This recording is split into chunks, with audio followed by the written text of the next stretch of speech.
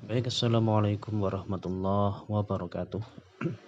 Kali ini kita akan membahas tentang ruang kolaborasi modul 1.3, yaitu tentang penerapan inquiry apresiatif, prakarsa perubahan, dan tahapan bagja. Inquiry apresiatif merupakan sebuah pendekatan manajemen perubahan yang kolaboratif berbasis kekuatan. Pendekatan ini berfokus pada kekuatan dan nilai-nilai positif yang dimiliki oleh sekolah untuk dapat dipertahankan dan dikembangkan ke arah perubahan dan perbaikan kualitas agar dapat menghasilkan kekuatan yang lebih tinggi.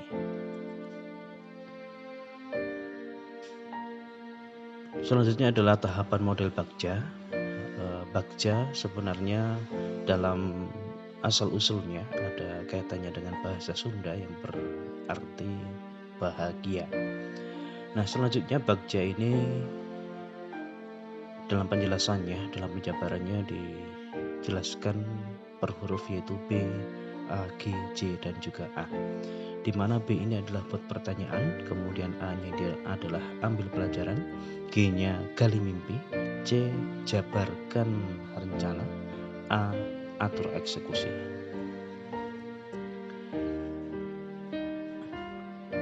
Kemudian dalam penjelasannya, B, di mana B tadi adalah buat pertanyaan, penjelasannya yaitu bahwa dalam sebuah program kita harus merumuskan pertanyaan sebagai penentu arah penelusuran terkait perubahan apa yang diinginkan atau diimpikan. Kemudian A, yaitu mengumpulkan berbagai pengalaman positif yang telah dicapai di sekolah dan pelajaran apa yang dapat diambil dari hal positif tersebut. G, yaitu menyusun narasi tentang kondisi ideal apa yang diimpikan dan diharapkan terjadi di sekolah. Kemudian J-nya merumuskan rencana tindakan tentang hal-hal penting apa yang perlu dilakukan untuk mewujudkan visi. Dan yang terakhir A, merumuskan langkah-langkah yang akan diambil, siapa yang akan terlibat, bagaimana strateginya, dan aksi lainnya demi mewujudkan visi perlahan demi perlahan. Inquiry apresiatif ini dikembangkan oleh David Copperrider, yaitu bahwa pada dasarnya inquiry apresiatif adalah menggunakan prinsip-prinsip psikologi positif dan juga pendekatan positif.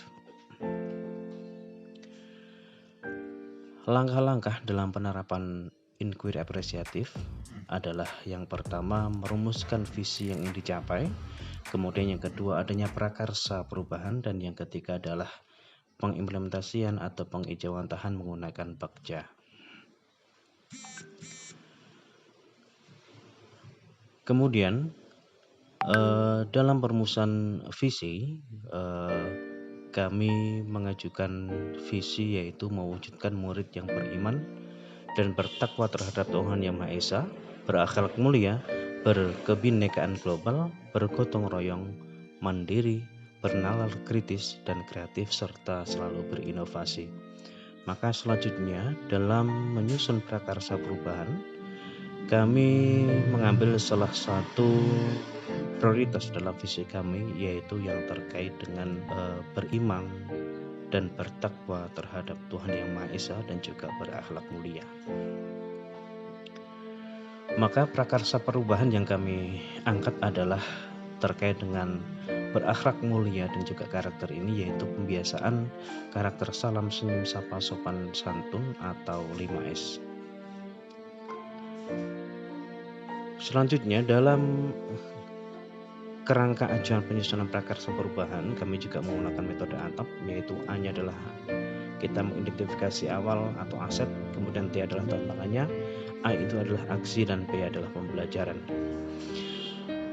Dalam yang kami ajukan di dalam prakarsa perubahan, aset yang ada adalah tersedianya sumber daya manusia yang kompeten di sekolah.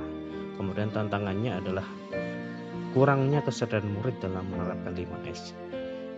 Dan pernyataan tantangannya adalah kami harus mengarahkan murid terbiasa menerapkan karakter 5S di lingkungan sekolah maupun juga masyarakat.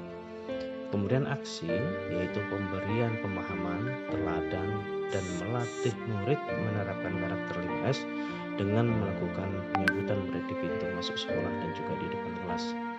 Pembelajarannya adalah perubahan yang diharapkan murid merasa penting untuk menerapkan karakter 5S dalam lingkungan sekolah maupun masyarakat. Nah, selanjutnya setelah kita masuk pada metode ATAP, selanjutnya adalah tahapan bagja sebagai berikut.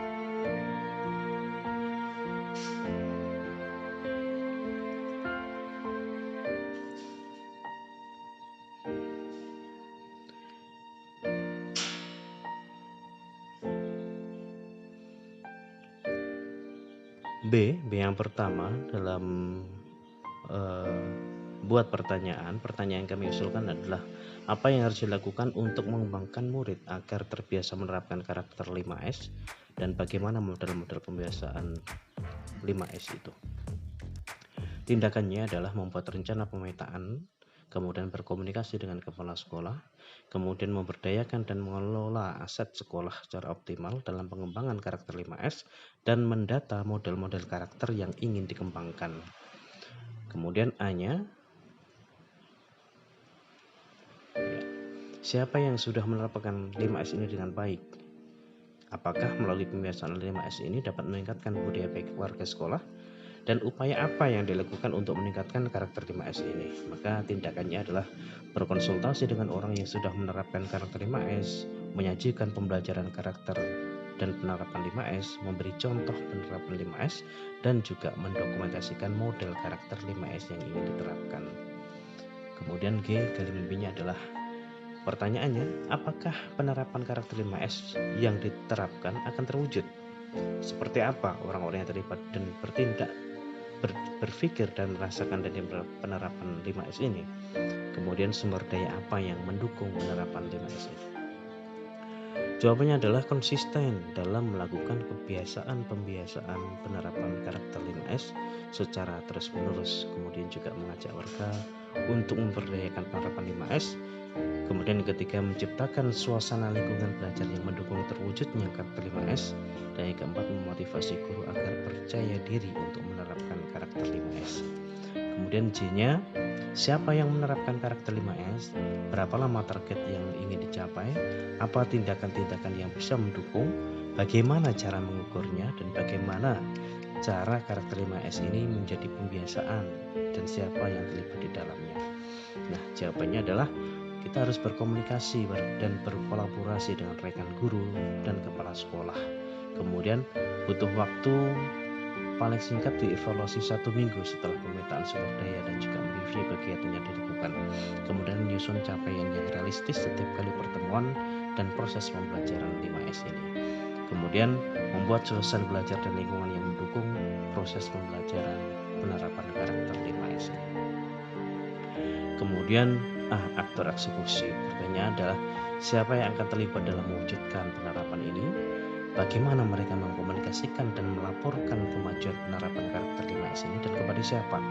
Kemudian yang ketiga, siapa yang bertanggung jawab, siapa yang segera akan menindaklanjuti, mengarahkan atau umpan balik suatu laporan, dan siapa yang akan memonitor waktu penerapan karakter 5S ini. Maka jawaban dari pertanyaan ini adalah mengajak warga sekolah secara bersama mendukung dan melaksanakan penerapan 5S. Rekan-rekan yang punya pemikiran yang sama dan terlibat secara langsung mendukung penerapan 5S dan juga melaporkan kepada kepala sekolah dan juga pihak terkait. Nah, baik, jadi demikian pemaparan terkait dengan inquiry apresiatif ini. Terima kasih atas perhatiannya. Wassalamualaikum warahmatullahi wabarakatuh.